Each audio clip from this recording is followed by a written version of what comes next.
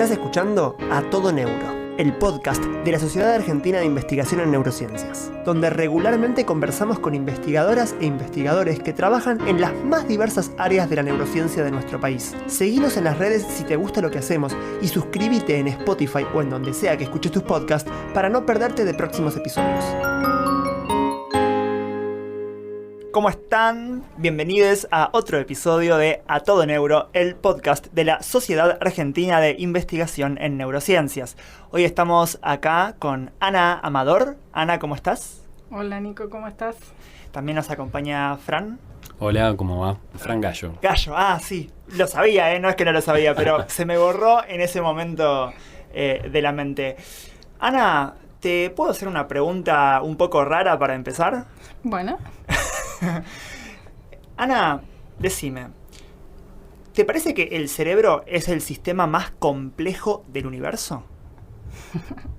Bueno, me imagino que me preguntas eso porque soy física, entonces, no sé, mezclamos neurociencia, universo. No sé por qué te lo pregunto, te lo pregunté. Yo creo que no, es como decir, bueno, ¿es la chica más linda del mundo? Y bueno, depende de quién la esté mirando, el chico más lindo, más linde, no sé, ahora con todas estas cosas.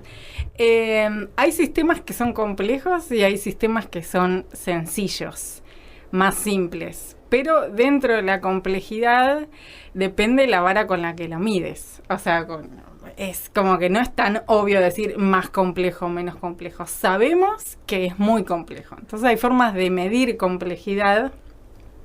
Y eso justamente se desarrolló, las digamos, herramientas para medir complejidad es un campo de la dinámica no lineal, que son justamente las cosas que yo estudio desde la física, y hay distintas maneras de medir complejidad. Una forma que es más o menos, no sé, por lo menos para no meterme en cosas súper complejas, tiene que ver con contar grados de libertad. Pues bueno, un sistema es más complejo si tiene muchos grados de libertad. ¿Qué vendría a ser un grado de libertad? Para alguien que no cursó física, escucho grado de libertad y no sé, pienso en, bueno, ¿cuál libro soy? Exactamente. Entonces viene ahí, por eso me gustaba eso, porque decís, bueno, grado de libertad vos podés pensar bueno, ¿por dónde te podés mover? Entonces tener un grado de libertad, te movés a lo largo de una recta. 2 grados de libertad, te podés mover en un plano. 3 es el espacio. 4 es el espacio-tiempo de Einstein, y después de ahí ya no hay palabras, o sea, no hay como definiciones, cosas que te usen. ¿Por qué? Porque nosotros vivimos en 3 dimensiones. Entonces uno lo puede pensar así, bueno, grados de libertad es por dónde te puedes mover. Con 3 grados de libertad te puedes mover en el espacio. Entonces decís, bueno, ¿qué es más complejo? ¿Moverse en una línea recta que tiene 1 grado de libertad o moverse en un espacio tridimensional que tiene 3 grados de libertad? Bueno, podemos acordar que es más complejo, tenés mayor posibilidad de ser más complejo, ¿no? Tenés a eso más vamos, cosas distintas para hacer, digamos. Para hacer más libertad, por eso los grados de libertad. Porque vos podés decir, bueno, yo me puedo mover dentro de 3 dimensiones, pero vos elegís moverte en una recta. Claro. Eso, digamos, sería tan complejo como el ente que se mueve en 1 grado de libertad, pero vos tenés más opciones. O sea, ¿Qué es un ente que se mueve en 1 grado de libertad? Me da mucha gracia pensar, no sé. Porque puede ser cualquier cosa, justamente. Claro. Puede ser una bolita que se mueve, o sea, algo inanimado. Puede ser un átomo, puede ser una molécula, o puede ser un animal. Puede ser cualquier cosa, no importa, se puede mover de moto propio o puede ser impulsado por algo. Claro. O una persona sin una decisión clara para moverse. Sí, pero puede ser. Es que eso es justamente lo lindo de la física, que uno hace descripciones que después son aplicables a casi cualquier cosa, digamos. O sea, eso, uno puede decir, bueno, esto que estás definiendo lo puedes pensar para una bolita o lo puedes pensar para un ser humano, que yo digo, este ser humano yo lo represento como una masa puntual, ¿no? Sí, muy realista. La vaca esférica, ¿no? Y entonces, bueno, listo, y dentro de mi descripción es eso. Entonces, volviendo a tu pregunta del cerebro, lo que decimos es, bueno, uno podría decir, bueno, es más complejo a medida que tenga más grados de libertad.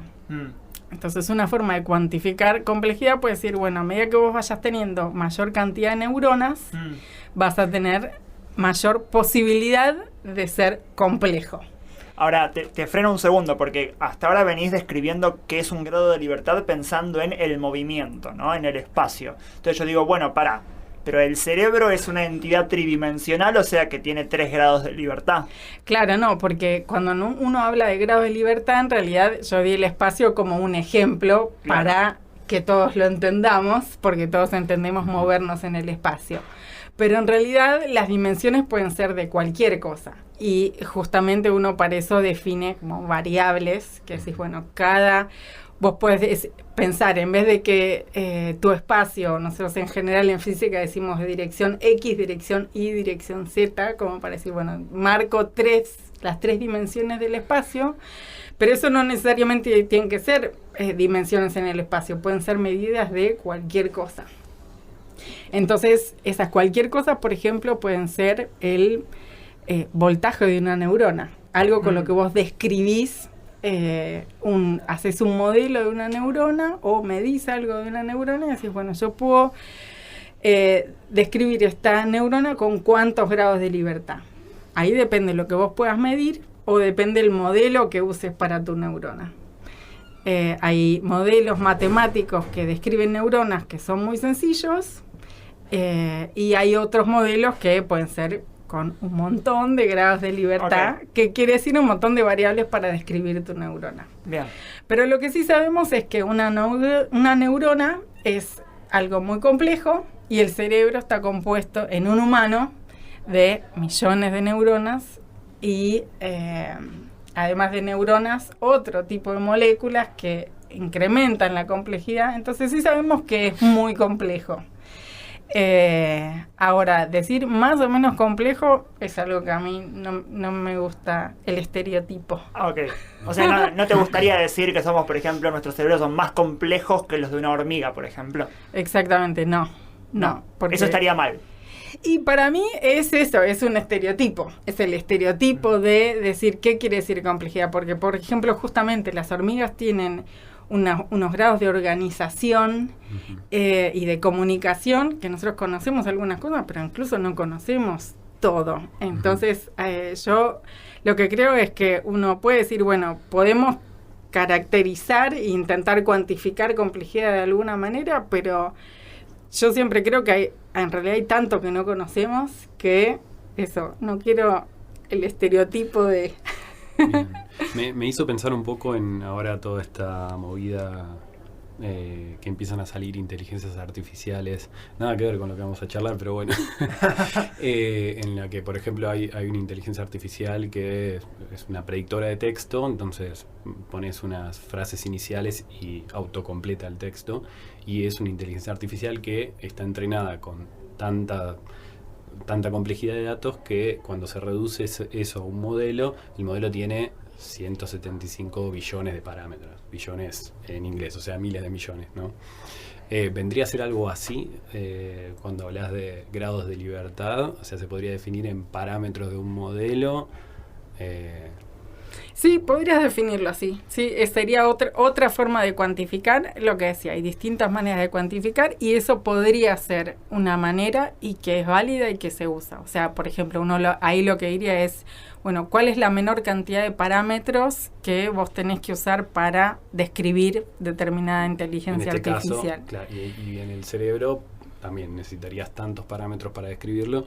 Y ahí ya podríamos empezar a compararnos con inteligencias artificiales que vayan saliendo. Pero eso ya sería para otro. Claro, pero además, otra charla. Además esa comparación quizás, Ana, vos dirías, no hagamos la comparación. Es difícil comparar distintos niveles de complejidad, ¿no? Como... Sí, tal cual, porque es esto, es la posibilidad de ser complejo. Eso es lo que podés medir. Ahora, a partir de la posibilidad de ser complejo, justamente el ejemplo es buenísimo. Vos decís, bueno, comparás la inteligencia de un humano con una inteligencia artificial. Una inteligencia artificial vos la podés medir porque la construyó un humano y vos podés medir. Ahora, la inteligencia de un humano es la conciencia de la inteligencia de un humano, que sabemos que es como la punta del iceberg de las capacidades del cerebro. Entonces, en realidad, es lo que vos puedas medir de ahí y entonces de vuelta, o sea, decir, bueno, qué sé yo, o sea, eso, si si es más inteligente el hombre y la máquina, es algo que nos venimos preguntando desde Kasparov y ¿no? su competencia con una máquina, quién gana el ajedrez, entonces midamos inteligencia ahí. Sí, claramente no es la pregunta. Pero son preguntas que están buenísimas, pero estamos todavía Sí. tenemos como sabemos muy poco del cerebro, Claro. como para poder decir cosas, entonces yo prefiero decir, bueno, somos ignorantes del cerebro. Hay un montón de cosas que sabemos un montonazo más que hace 100 años, pero todavía nos falta bocha. Claro. Entonces, cuidado con los estereotipos. Eso es lo que me dice mi sobrino todo el tiempo. Está bueno. Dale con el Está bueno el mensaje. La complejidad es muy compleja, Claro. digamos. Sí, sí. Qué interesante. ¿Viste? Qué filosófico. Ana, ¿quién sos vos? O sea, hace un ratito contabas que sos física, pero estamos acá en un podcast de neurociencias. ¿Qué haces vos acá? Es raro que te lo pregunte yo, que nosotros te convocamos, pero, Claro. pero quizás podés contarnos un poco quién sos, qué es lo que haces, qué hace una física trabajando en neurociencia, ¿no? Sí. Bueno, ¿quién soy? Te voy a decir, en realidad más que quién soy, de qué trabajo, ¿no? Sí, es distinto, es distinto. bien. Sería más complejo. Pero sí, o sea, sobre todo era como mucho más raro físicos haciendo neurociencia hace, no sé, 80 años, ¿no? Pero no sé, después de la posguerra, venimos acá con la historia y entonces no te respondo a tu pregunta, porque en general hago eso, me voy por las ramas, pero vos cuando digas, che, te fuiste, volvemos, no tengo ningún Está muy problema. bien. Charlemos. Pero bueno, eso, ¿no? Después de la Segunda Guerra Mundial hubo un montón de físicos que no querían saber nada con la bomba atómica y todas esas cosas horribles que pasaron en la Segunda Guerra Mundial gracias a los físicos. Entonces empezaron los físicos a decir, no, estoy quemadísimo con todas estas cosas, hagamos cosas nuevas.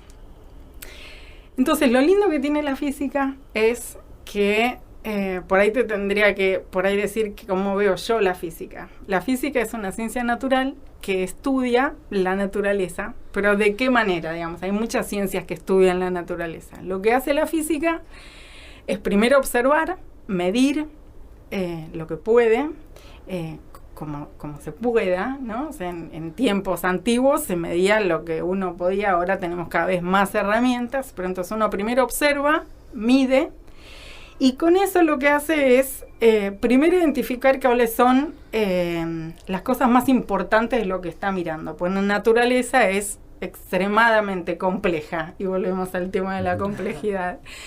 Pero para poder describirla, el enfoque desde la física es elegir cosas importantes pero pocas, las menos que puedas. Esa es como la ley del juego de un físico. Lo que dice es, miro la naturaleza que es súper compleja, elijo de ahí las cosas que a mí me parecen importantes, pero las más importantes. Como ese juego de decir, bueno, si vos estás enseñando tu casa, tenés que elegir 3 cosas, ¿cuáles agarras? Bueno, la física te dice eso, elegí la menor cantidad de cosas que te alcancen para describir lo que estás viendo.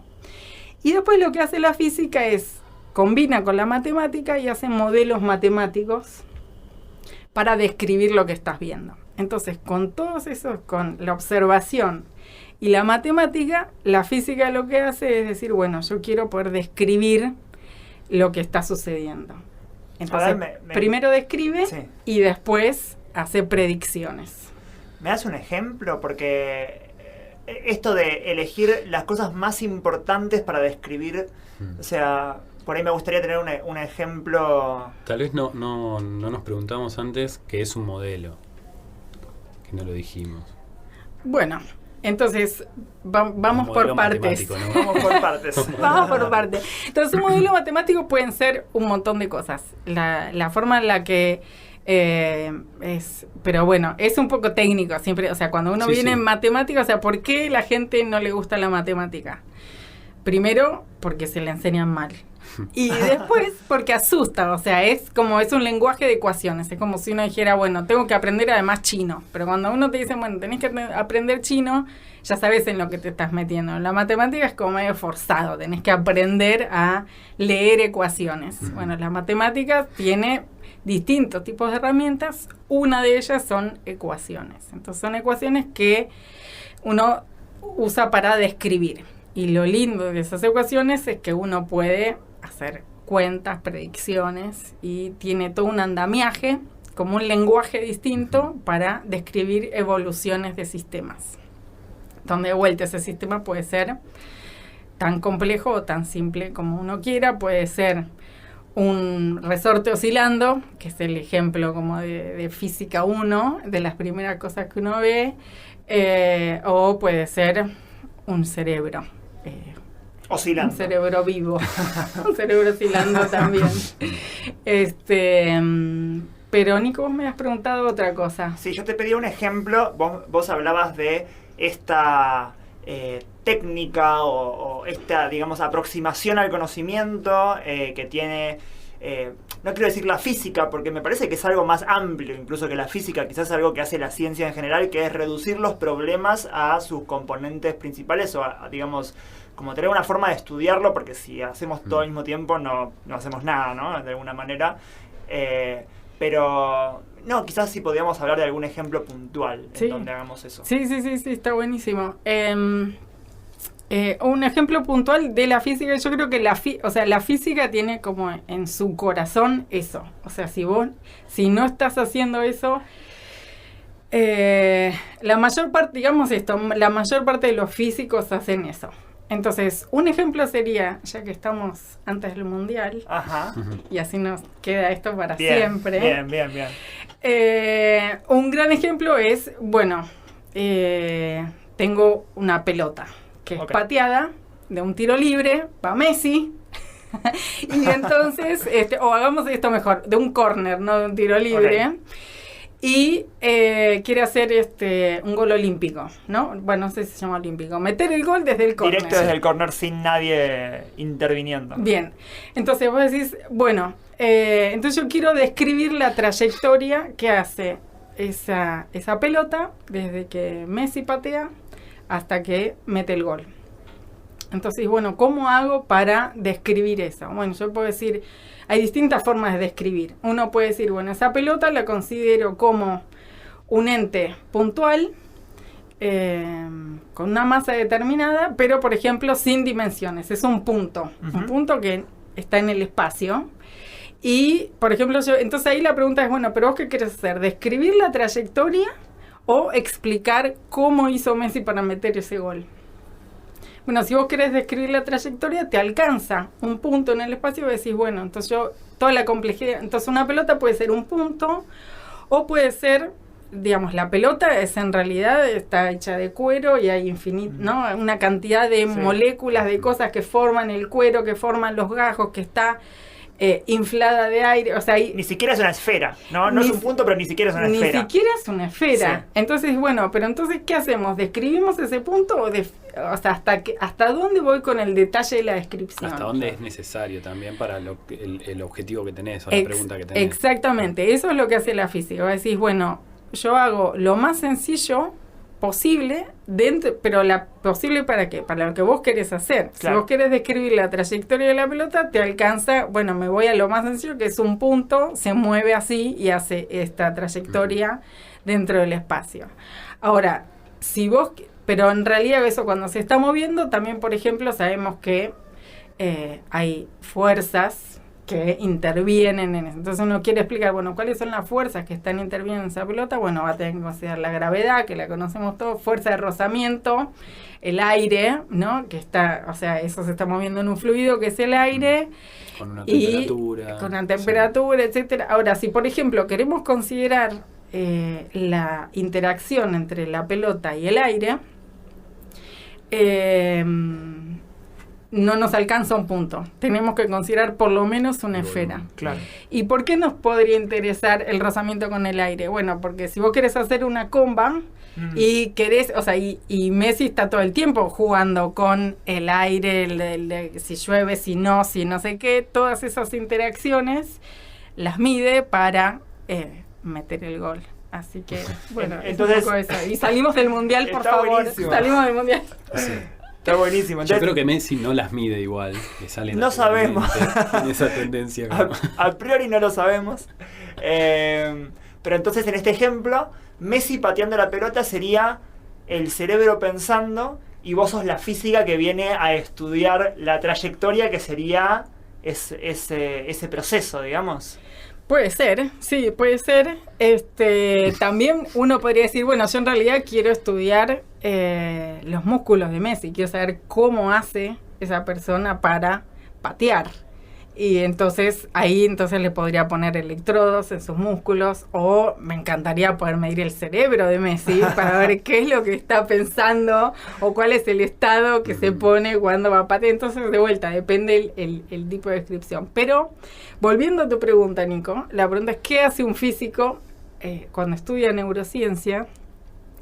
Y que hubo, de vuelta, después de la Segunda Guerra Mundial, muchos físicos diciendo, bueno, yo esta descripción de tengo un problema complejo, lo voy a describir, voy a usar herramientas matemáticas para poder describirlo y hacer predicciones. Eso es como la magia de la física, si uno quiere. O sea, es la fuerza, el poder el superpoder de la física es que vos podés predecir. Primero tenés que explicar para decir, bueno, el modelo está bastante bien. Pero lo bueno es cuando uno puede predecir, ya sea el futuro, decir, bueno, este cerebro está funcionando así, y yo sé que si pasan tales o cuales otras cosas va a funcionar de esta otra manera, o poder explicar, o sea, cuando todavía no entendíamos cómo funcionaban las neuronas, que había canales iónicos en los cuales se comunicaban con el exterior, vinieron físicos que midieron no sé cuán específico ir a los detalles. Nunca demasiado técnico, pero podemos charlar. Entonces uno puede escribir cosas que ni siquiera entiende. Eso es lo bueno de la física. No hace falta que entiendas. Vos podés hacer modelos. Vos podés hacer modelos que excedan lo que vos podés entender. Y se lo dejas para el siguiente. Mira, yo entendí hasta acá. Este es mi modelo, esto explica las cosas, yo creo que viene por acá y pasás la antorcha, como una posta. Esta es como, así se construye la ciencia, cada uno va avanzando y decís, bueno, vendrá gente más inteligente que yo y construirá sobre esto, como en hombros de gigantes, ¿no? Hay gente en biología que diría que eso no es lo bueno, sino lo malo, ¿no? Bueno. Digo, yo conozco gente que diría...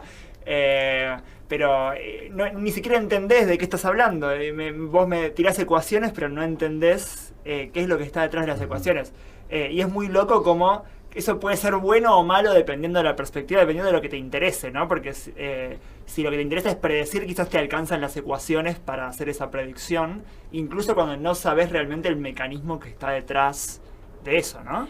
Sí, tal cual, y por eso yo creo que es tan linda la interdisciplina. Yo hago interdisciplina, o sea, yo soy física, pero, yo soy licenciada en física, pero mi tesis de licenciatura fue interdisciplinaria. Sí. Luego de la licenciatura hice una estancia en Brasil que también fue interdisciplinaria. El doctorado fue interdisciplinario y después mi postdoc fue en un laboratorio de biología. O sea, yo hice el doctorado en física, pero después mi postdoc me fui a un laboratorio de biología, mi jefe era biólogo y discutíamos de igual a igual. Bueno, él era mi jefe, pero discutíamos, digamos, ahí fue el momento de decir, bueno, discutir ciencia, o sea, siempre está bueno para mí. Cada disciplina aporta su mirada y su forma. Y la forma de avanzar la ciencia es combinar esas miradas, que no es que hay uno que lo piensa bien y otro que lo piensa mal. Todos estamos pensando un problema que no entendemos y, bueno, hay distintos enfoques, distintas formas de avanzar. Y para un terreno tan complejo como la neurociencia o el estudio de la mente es crucial porque la interdisciplina, ¿no? Porque a todas las disciplinas se quedan cortas en la manera de explicar algo que sí tiene fenómenos que son desde microscópicos, físicos, eléctricos, biológicos y también comportamentales, psicológicos, que necesitamos que esto sea más todavía más intensa. Ni hablar. Y además esta, o sea, ciencia tan en compartimientos distintos, ¿no? La especialización y la subespecialización, y entonces vos trabajás en un canal de no sé qué, es algo de tiempos modernos. Antes no era así, no es que siempre se desarrolló. Antes era como más una cosa de, bueno, o sea, vos sos un científico y estudias cosas y es la naturaleza. Y a mí me parece que estamos un poco volviendo a eso. O sea, decir, bueno, eso no estaba tan mal. O sea, está bien especializarse y ser especialista en algo, pero esto de integrar distintos conocimientos y tener distintas miradas, también es algo que ya hizo el ser humano en otras épocas. Entonces, pero ahora lo que hacemos es, en vez de que un solo iluminado tenga todos los saberes, se trabaja en equipo. Entonces, para mí es esto, es equipo interdisciplinario, que además es como más humano. O sea, es bueno, vos estás, te divertís, o no sé, o querés ganarle, o sea, o por lo bueno o por la mano, o querés generar algo nuevo porque querés ganarle al otro, y siempre se compite y siempre se trabaja en equipo. Pero para mí es eso, son los equipos interdisciplinarios la forma que a mí más me gusta de trabajar. En nuestro laboratorio tenemos eso, estudiantes de biología, estudiantes de física, ingenieros, hemos tenido médicos, o sea, es como, bueno, o sea, si te interesa y querés venir y aportar, siempre va a haber lugar. Bien, justo están en búsqueda así de... Igual deberíamos primero hablar tal vez de qué es lo que hacen en tu laboratorio. Bueno, antes como de invitar quieran. a gente a que se postule, ¿no? Sí, sin duda, sin duda. Ana, vos no estudias cualquier cerebro, ¿no? Sino que estudias el cerebro de aves. El cerebro de aves. El cerebro de aves, y no de cualquier ave, sino de aves que cantan. ¿Eso es así? ¿O estoy diciendo cualquier cosa que puede ser? Sí, de aves. Lo hago muy seguido. De aves que cantan y de aves que aprenden a cantar. Perfecto. Esa es como la clave. Por eso, o sea, por eso creemos que está bueno estudiar, digamos, porque la pregunta es ¿por qué estudiamos el cerebro de las aves? Bueno, a nosotros nos interesan los cerebros de las aves que aprenden a cantar. Bien. Entonces, eso como para contar un poco, dentro de las alrededor de 10.000 especies de aves que hay más o menos 4.000 que aprenden a cantar. Eso. ¿Y hay más que cantan y no aprendan? ¿Eso es así? Sí.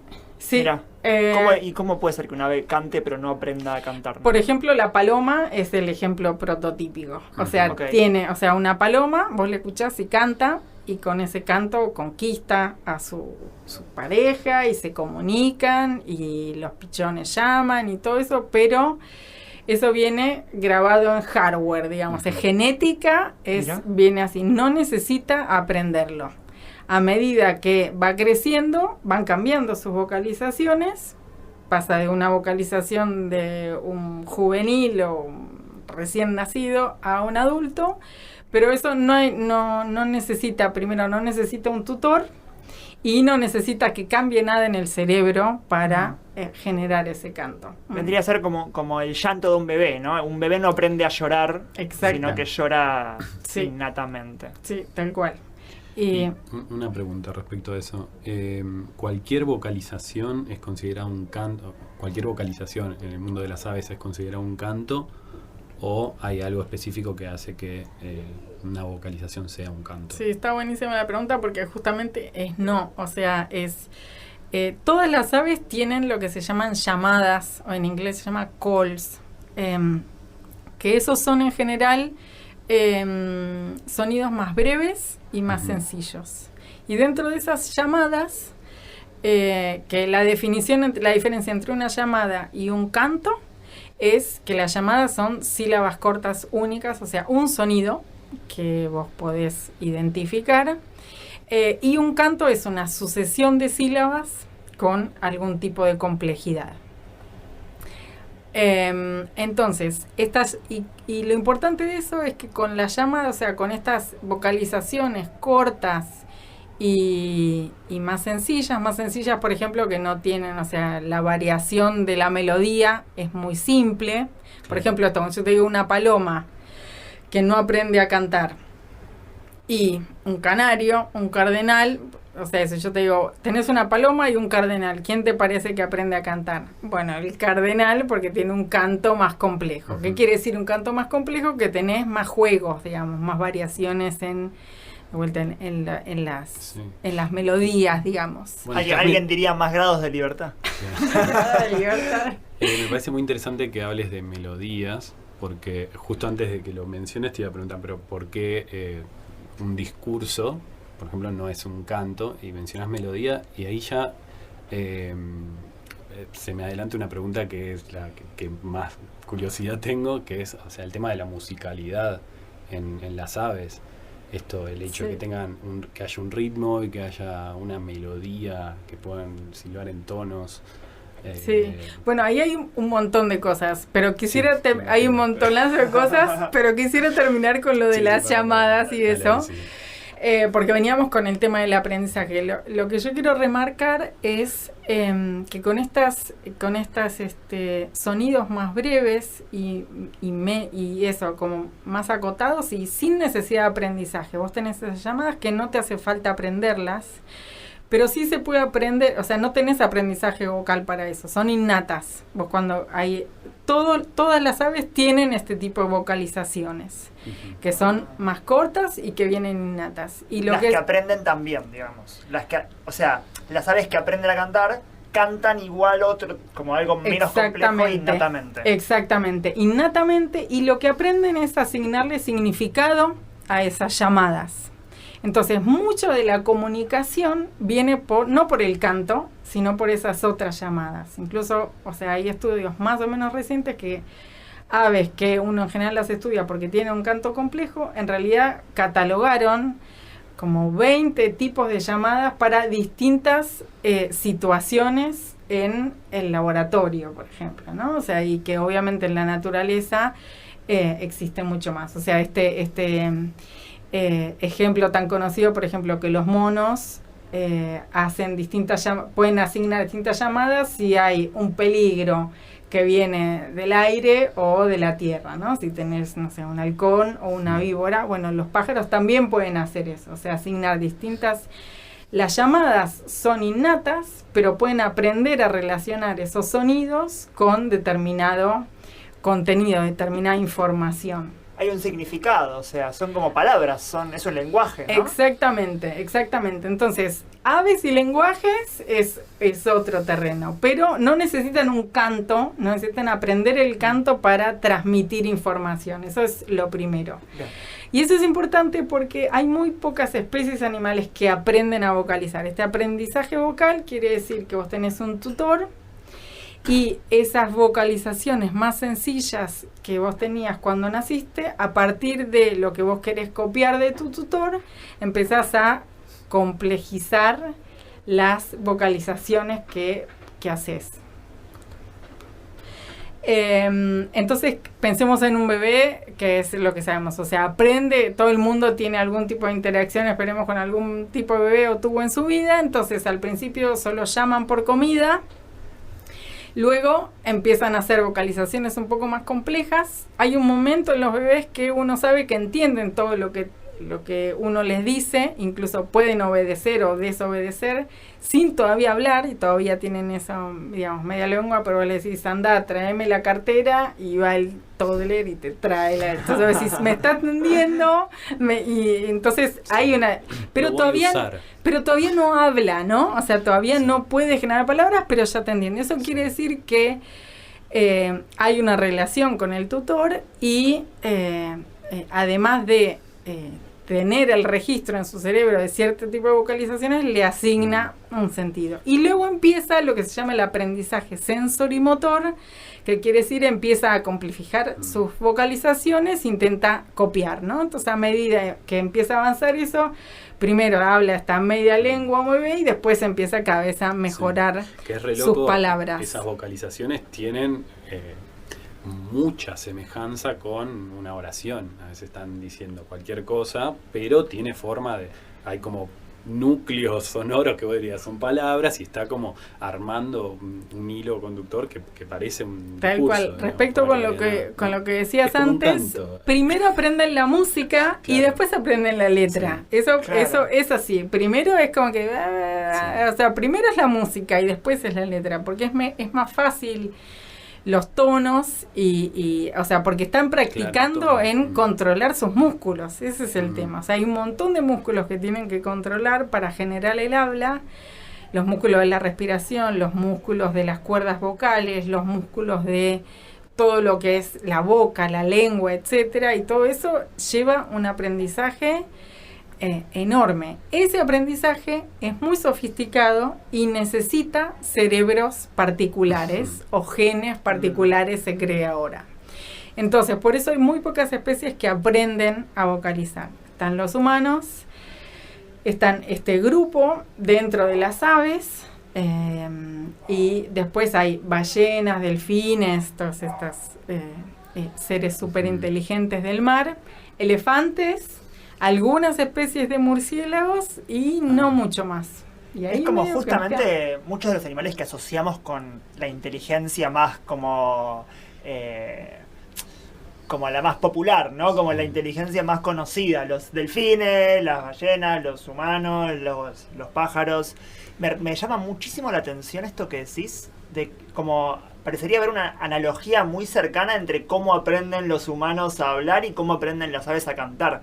Eso es tan cercano como parece cuando lo decís vos. Digamos, estudiar aves cantoras nos puede ayudar a entender algo sobre el lenguaje en humanos. Sí, tal cual, es así. Y lo conté así justamente por eso, porque... pero bueno, ahí eso empezó a surgir de vuelta con Interdisciplina, una gran promotora de esta, digamos, interrelación entre, bueno, qué es lo que pasa con el aprendizaje de humanos y con el aprendizaje de aves. Era una médica que empezó a estudiar neurociencia y trabajaba también codo a codo con médicos que estudiaban humanos. Y es tal cual así, y es por eso que los estudian, por eso nos interesan los cerebros de las aves que aprenden, porque es muy parecido a cómo se aprende a vocalizar un humano, y hay pocas especies donde uno puede estudiar. Entonces, uno, ¿por qué trabaja con animales? Porque permite entender ciertas cosas que en los humanos nos costaría mucho más entender. Primero porque son más complejos, y después porque hay, sobre todo eso, uno lo que hace es agarrar especies que son, por ejemplo, las campeonas del canto. Entonces vemos que esas especies están como súper entrenadas para generar un determinado comportamiento vocal que es aprendido. Y están en esa, y es lo único que hacen. Bueno, lo único que hacen no, pero lo hacen de manera extraordinaria. Es lo único que nos importa de lo que hacen. Pero lo hacen de manera extraordinaria. Entonces uno dice, bueno, ¿qué es lo que pasa con el cerebro de este animal que tiene este comportamiento tan tuneado? Bueno, lo que nos viene pasando entre las comparaciones entre humanos y pájaros que cantan es que cada vez que encontramos algo nuevo en aves, lo vamos a buscar al cerebro de humanos y está ahí, y viceversa. A veces decimos, bueno, está este efecto en humanos, ¿será que lo puedo encontrar en aves? Y vas y trabajas con las aves y están ahí. O sea, hasta ahora hay un ida y vuelta increíble. Wow. Y así vamos avanzando la ciencia. Es bastante así.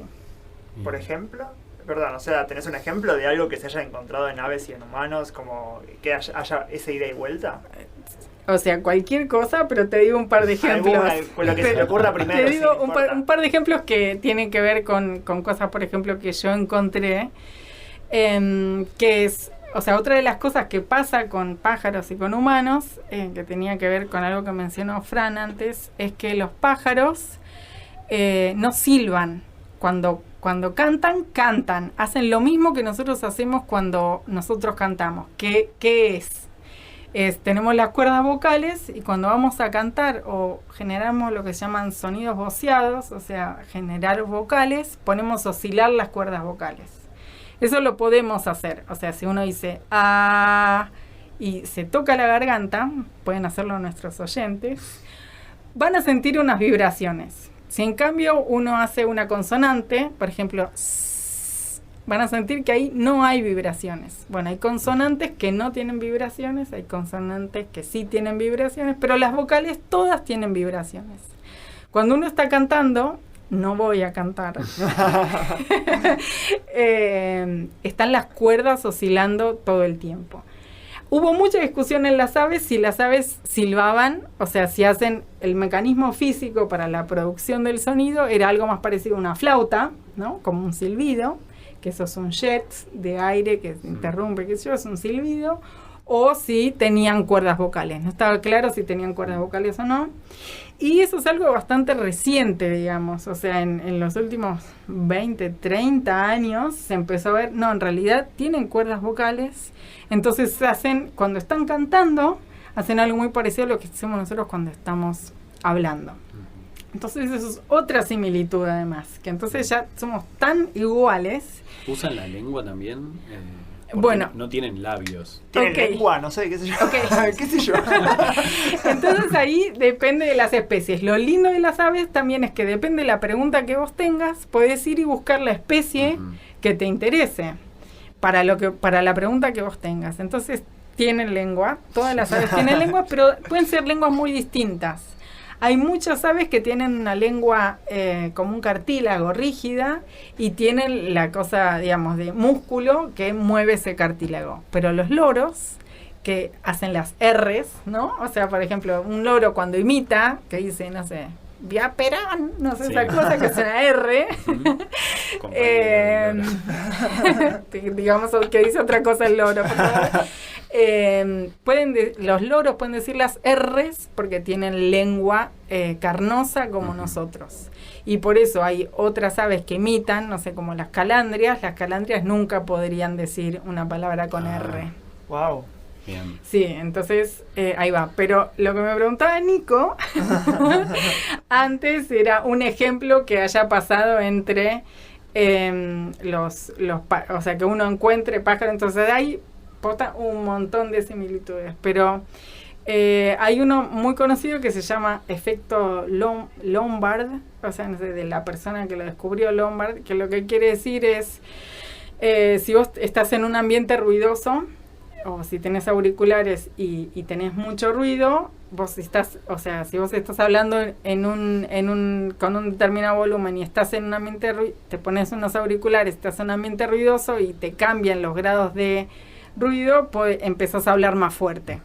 Bueno, a los pájaros les pasa exactamente esto. Estas cosas de compensación o cómo se controlan las distintas melodías es algo también que pasa muy parecido entre pájaros y humanos. O sea, que eso quiere decir, si vos querés cantar más agudo, tenés que tensar más esas membranas que son las cuerdas vocales. Y los pájaros es igual. Si quieren cantar más agudos, tienen que tensar más y para eso tienen que controlar músculos. Y los pájaros que aprenden un único canto, ¿qué tan especializado está su sistema de generado? O sea, sus cuerdas vocales y eso está tan limitado a ese tipo de canto, o tendrían la potencialidad para hacer distintos cantos, un variopinto de canciones. Y hay algunas que imitan a los humanos, ¿no? O sea, que claro, algo de... Pero específicamente estas que... porque también eso pasa, ¿no? Hay algunas que tienen distintos cantos y algunas que toda la vida tienen el mismo canto. Y de hecho, el canto es muy conocido de algunas aves en particular. ¿Están tan especializadas para hacer ese canto o tienen las cuerdas vocales y ese canto lo tienen codiado en algún lado o lo aprenden de algún lado eso? O es cultural. Claro, bien. es cultural. Es de la cultura de las aves. pero... Bueno, entonces ahí, de vuelta, como hay 10.000 especies de aves y dentro hay, pensar 4.000 especies de aves, es como que ahí puedes encontrar lo que quieras, digamos. Entonces, respecto del aprendizaje, yo definiría más la pregunta de, bueno, ¿qué te viene dado? Nosotros decimos en hardware, pero uno puede decir, ¿qué te viene dado por la genética? ¿Y cuánta flexibilidad tenés para aprender? ¿Puedes aprender cualquier cosa o en cualquier momento? Entonces, en cualquier momento eso está más respondido. Hay...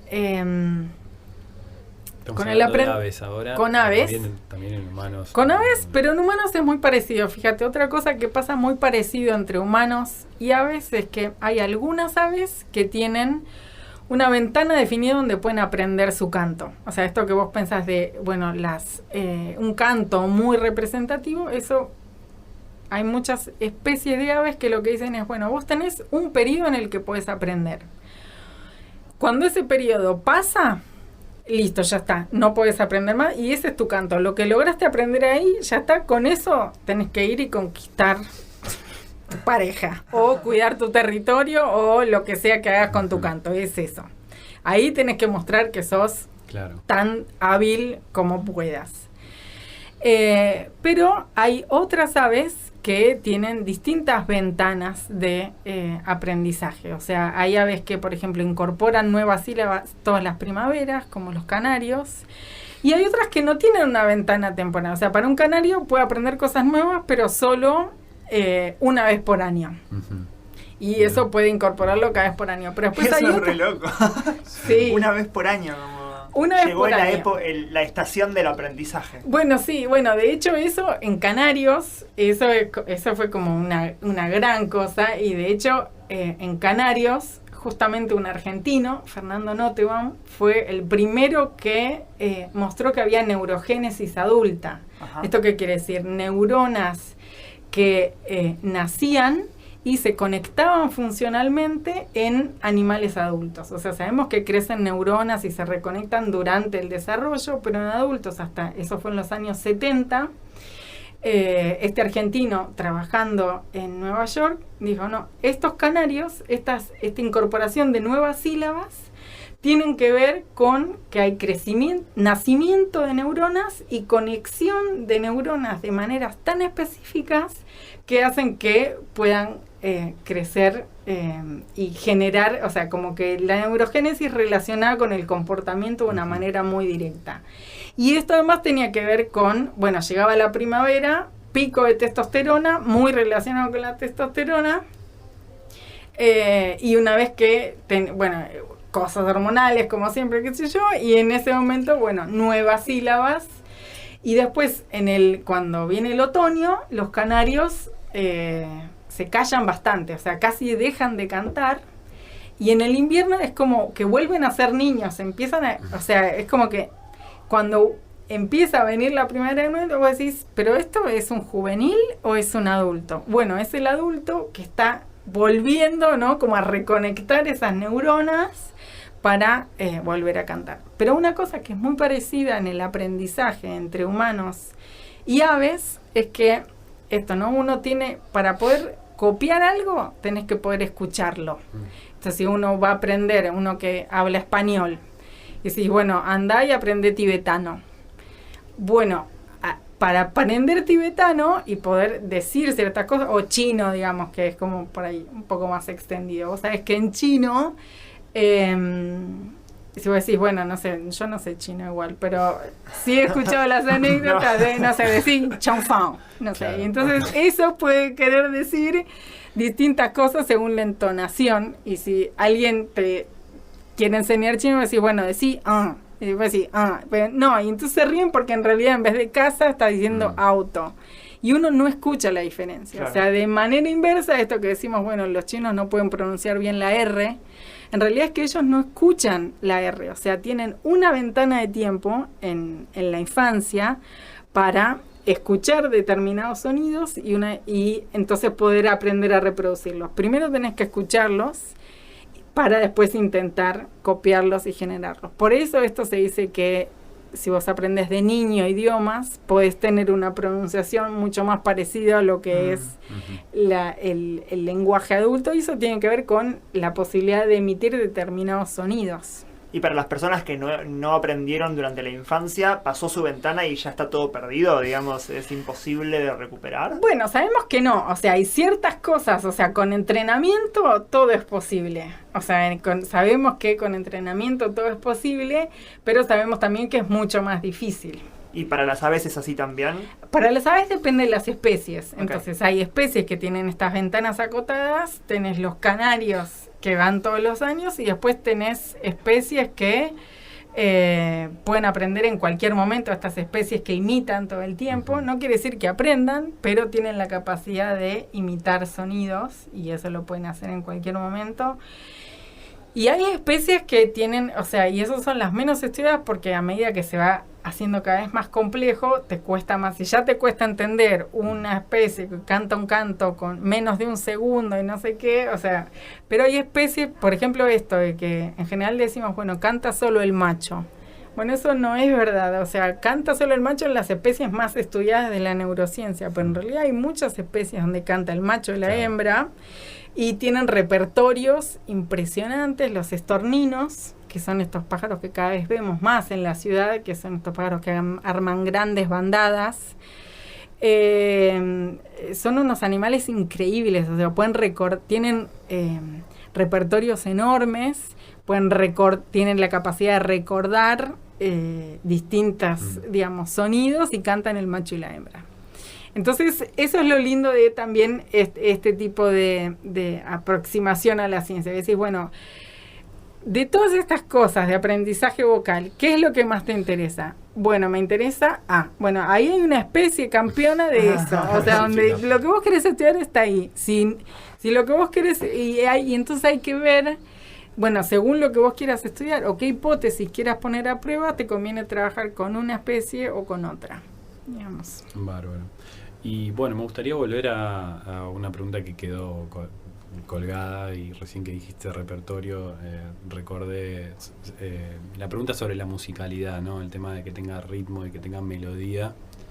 Y qué tanto eso, porque la verdad es que no tengo ni idea, recuerda a nuestra música, digamos, y por qué tiene un formato musical, o ¿por qué cantan las aves? ¿No? ¿Por qué cantan? Sí, ¿por qué hay música ahí? Si es que hay un porqué, no sé. Sí.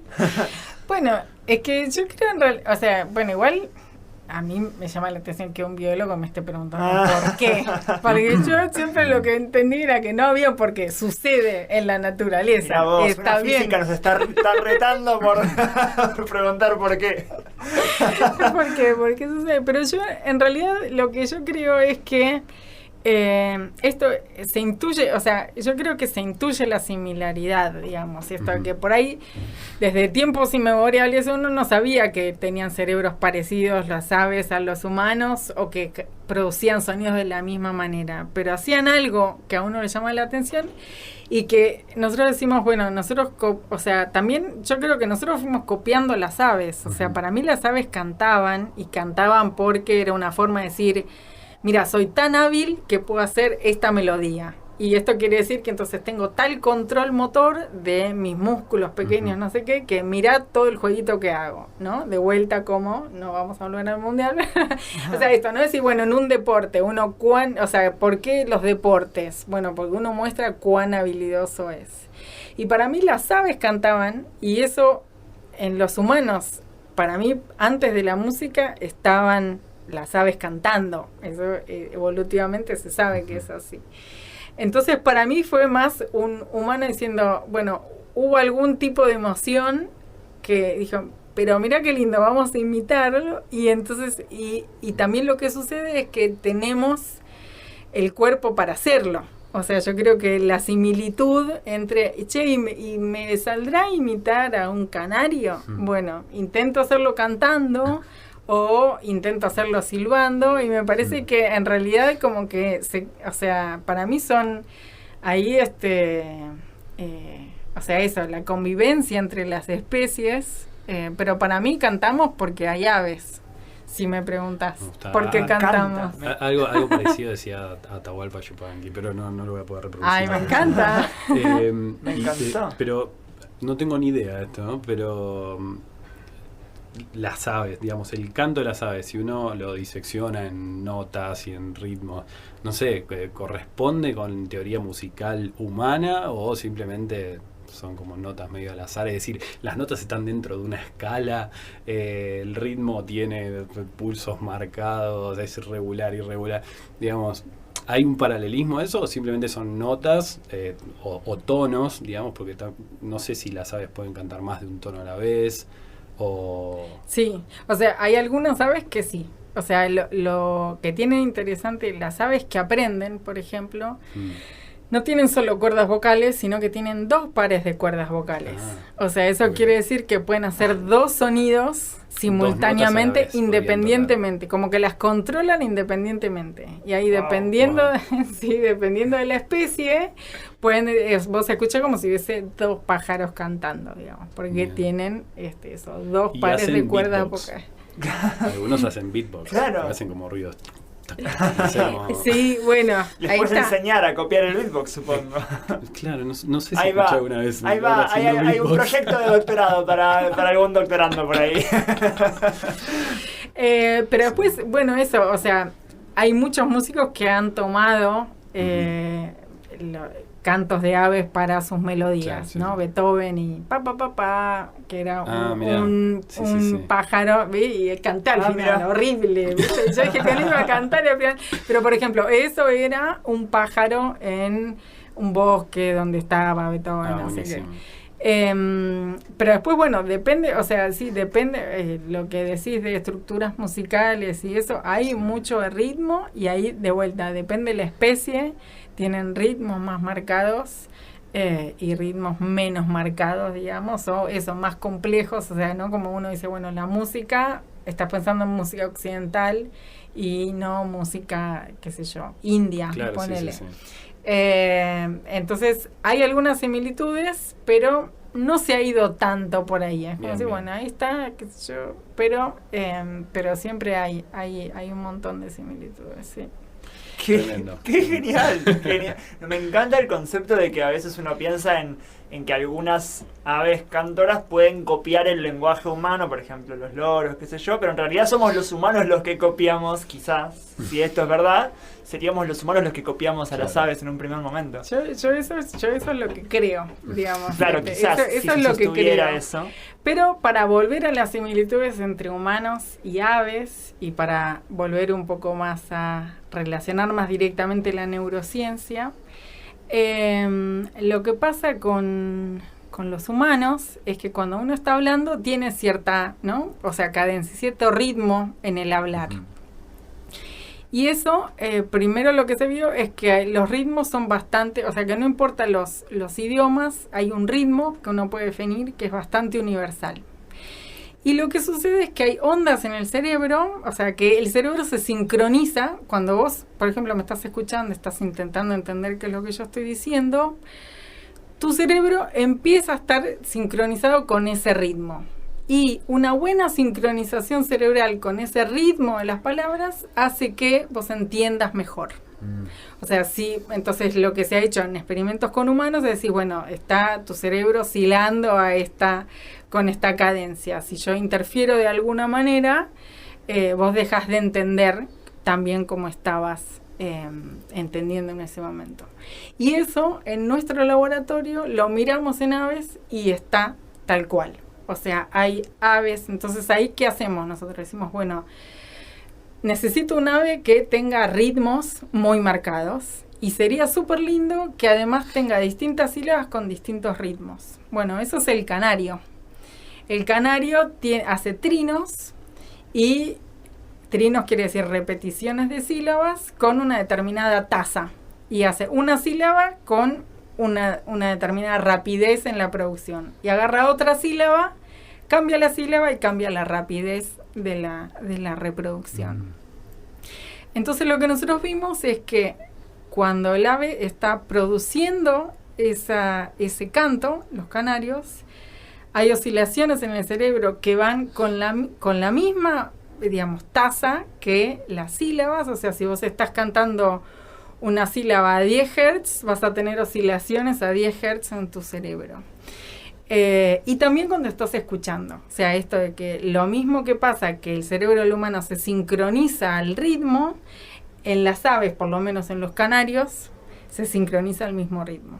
Y eso es algo que estudiamos en nuestro laboratorio y que reportamos nosotros por primera vez. De vuelta, con un grupo interdisciplinario, con estudiantes haciendo su doctorado.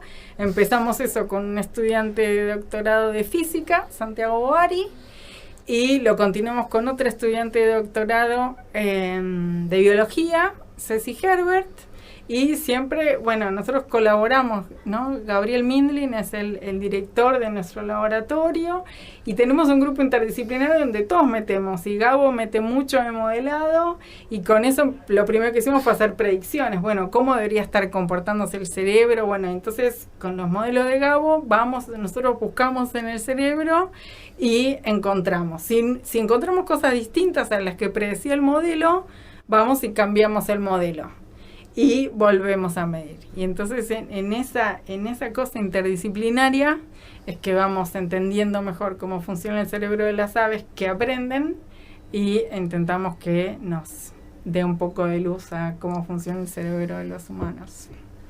A mí ya me compraste. Yo ya quiero ir a trabajar con aves ya. Sí. Para mí son humanos. Son básicamente humanos. Sí. Piensan como para allá. Ya me recontra compraste. El laboratorio debe estar lleno de pájaros cantando también. Sí, eso Bueno, te quería preguntar. ¿Cómo es trabajar con aves? Sí, bueno, es que eso también es, y nosotros estamos en el departamento de física, nosotros estamos en la Facultad de Ciencias Exactas y Naturales de la Universidad de Buenos Aires, en el departamento de física. Eso ocurre pocas veces. Yo el único lugar donde lo vi fue en Suiza, porque en general todos estos, digamos, laboratorios de neurociencia están en departamentos de biología. Pero bueno, es así. Nosotros dijimos, bueno, vamos a hacer esto de vuelta. Lo empezó Gabo Mindlin. Él dijo, bueno, están los modelos, está bárbaro, pero hay que hacer experimentos para poner a prueba los modelos. Entonces él empezó a traer aves. Entonces sí, nuestro laboratorio tiene eso, tiene lugares donde están las aves cantando, grabamos su canto, registramos actividad neuronal, y también hay otros cuartos donde hay gente con computadora procesando datos, pero desarrollando modelos. Y lo bueno de eso es que estamos en la Facultad de Ciencias, entonces todo lo que es el cuidado de animales, los protocolos que hay que tener, nosotros en realidad estamos en el departamento de física, pero estamos en la universidad dentro de la Facultad de Ciencias, y entonces hay un montón de cosas que compartimos más con biología que con física. O sea, nosotros estamos parados en la interdisciplina. Yo soy profesora de física, doy clases de física, y trabajas con un modelo biológico. Hago Sí. ciencia de la manera más interdisciplinaria que puedo, digamos. Y eso se me ocurre, digo, a veces te sentís como pez fuera del agua en alguno de los dos lados, como no sos parte ni de los físicos más duros ni de los biólogos, y como, ¿qué pasa ahí en el medio? Bueno, ahí más que pez fuera del agua, lo que pasa es que tenés que laburar el doble. Tenés que laburar como los físicos y como los biólogos. Entonces eso es como mucho trabajo. ¿Qué quiere Entonces, decir que laburás el doble? Entonces, eso quiere decir que vos tenés que poder hacer modelos y desarrollarlos, pero tenés que hacer experimentos. Modelos al nivel de física, o sea, para que vos puedas publicar en una revista de física, tenés que hacer modelos novedosos. Pero para poder publicar en una revista de neurociencia, tenés que tener buenos registros. Y entonces tenés que hacer las dos cosas. Buenos modelos, buenos registros, porque nosotros queremos hacer las dos cosas. Publicamos en revistas de física y en revistas de biología.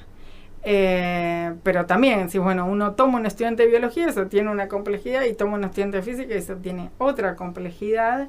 Y entonces en realidad estás haciendo como el doble de trabajo para poder estar en una cosa interdisciplinaria, y que siempre uno está con el prejuicio, ¿no? O sea, costó un trabajo decir, bueno, que los físicos nos tomen en serio y decir, bueno, no es que estás con los pajaritos, ¿no? Estamos estudiando un modelo animal que tiene que ver con el aprendizaje vocal, que es medio único todo lo que venimos hablando. Claro. Es decir, bueno, esto es algo, digamos, bastante sofisticado, esto tiene modelos sofisticados, y se aprende física cuando uno estudia los mecanismos físicos de la producción del canto, se aprende física cuando uno estudia un cerebro, se aprende física, se desarrollan modelos. Y de biología también decís, bueno, yo puedo hacer experimentos, o sea, pero para eso uno en principio tuvo que remarla un montonazo, claro. O sea, hacer experimentos. Durante el doctorado yo hice trabajo de campo, registrando grabaciones de pájaros en el campo, en el laboratorio, y después me fui a hacer un postdoc a un digamos, laboratorio de biología, donde ahí no había físicos. Era, bueno, yo quiero aprender todo la neurociencia del mejor tipo que pueda conseguir, digamos. Claro. Y bueno, y eso sí. Qué bueno. Buenísimo. Ana, ¿te gusta tu trabajo? Como verás, sí. Sí. Como verás, sí.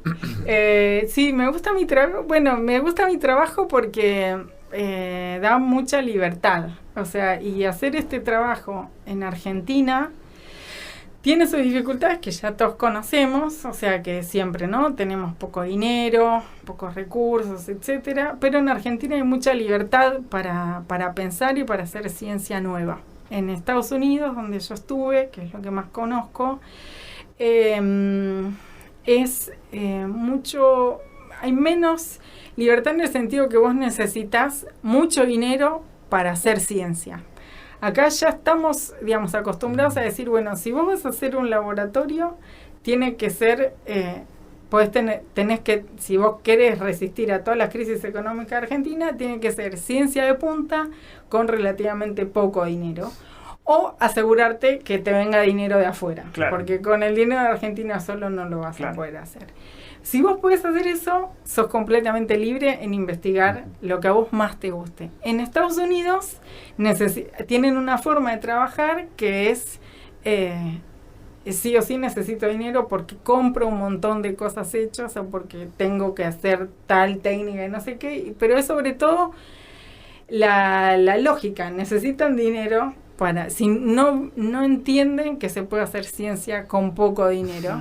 Y eso te limita un montón, porque entonces vos tenés que publicar tanto por año, entonces tenés que estar corriendo atrás de un resultado y es más fácil caerte del sistema. Sí. Igual que nosotros decimos, bueno, vivir en Estados Unidos es bárbaro si estás dentro del sistema. Ahora, hay muchos homeless en Estados Unidos, gente que se cayó del sistema y está completamente afuera. En Argentina, vos decís, bueno, tenés que hacer un montón de luchas. Ya te caíste, claro. No, vos venís acá y decís, bueno, yo quiero seguir haciendo ciencia de punta desde Argentina. Y entonces ese es el desafío. Si lográs acomodarte en esa, tenés como mucha libertad de pensamiento y mucha libertad para elegir en qué quieres investigar. Y pasa eso, o sea, hay mucha curiosidad. Y la naturaleza es muy bella, entonces decir, bueno, poder entender y tener este desafío, ¿no? Entender el cerebro es un gran desafío. Yo también estoy en la universidad pública, entonces también es muy lindo enseñar, digamos, esto, y entonces estar con estudiantes y que estudiantes de física que empiezan a pensar en cosas de neurociencia. Hoy estuve a la tarde y les ves el brillo en los ojos y esas cosas que decís, sí, está buenísimo, y vos decís, bueno, y están hablando de cosas de neurociencia en primer año de la carrera. Y eso también está bueno. Entonces decir, bueno, ir haciendo un lugar distinto, que Argentina sea mejor porque hay una universidad pública y yo estoy ahí laburando para que sea mejor. Hermosas palabras. Qué hermoso mensaje, totalmente.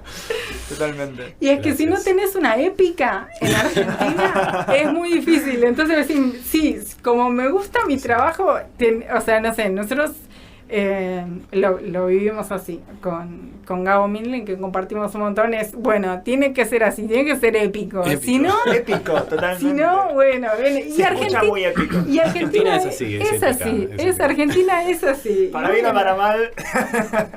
Es así, es la argentinidad del palo. Excelente. En todos lados, en la neurociencia, en la universidad, es así. ¿Cuál es la receta que mejor te sale cocinar?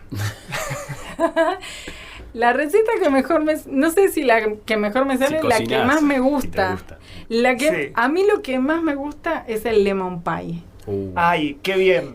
Entonces, lo que más me gusta cocinar es porque es lo que más me gusta comer. Y es difícil que salga bien, ¿no? Como bueno, tenés que tener una receta. Entonces, nosotros tenemos una receta que cuidamos mucho y ahí está, eso es difícil, yo hace mucho que no cocino un lemon pie, pero por suerte mi hermana cocina y entonces ella mantiene esa llama en la familia, pero sí. Nico, yo creo que tendríamos que empezar a pedir Deberíamos preguntar esto antes de que venga la gente y ahí les pedimos. Claro, que Claro, traigan y ustedes decís- su plato, el que ¿Por qué no sepan lo preguntas cocinar. por mail esto antes, Claro. antes de juntarnos? Y una competencia, así, bueno, a ver, tráete Ay, sí. lemon pie. Este lemon pie era mejor que, Claro. no sé, las empanadas Sí. de carne de... Y Claro, empezamos como claro. hacemos Claro, un- porque puede venir un- cualquier cosa. Pero ¿cómo comparás la cualquier complejidad de Sí. cada comida?